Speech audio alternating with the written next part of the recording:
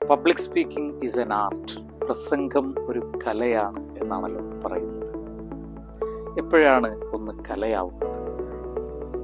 താളാത്മകമായി അവതരിപ്പിക്കുമ്പോഴാണ്, അതല്ലെങ്കിൽ ചെയ്യുമ്പോഴാണ്, ഉണ്ടാക്കുമ്പോഴാണ് ഏതൊന്നും കലയാവുന്നത്.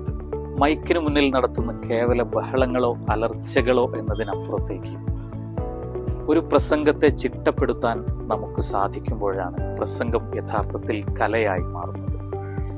ലോക ചരിത്രത്തിൽ നിരവധി പ്രസംഗങ്ങൾ വലിയ സ്വാധീനങ്ങൾ, വലിയ വിപ്ലവങ്ങൾ ഉണ്ടാക്കാൻ കാരണമായതായി നാം കാണുന്നുണ്ട്. അത്തരം പ്രസംഗങ്ങൾക്കെല്ലാം ഈ സവിശേഷതയുണ്ടായിരുന്നു.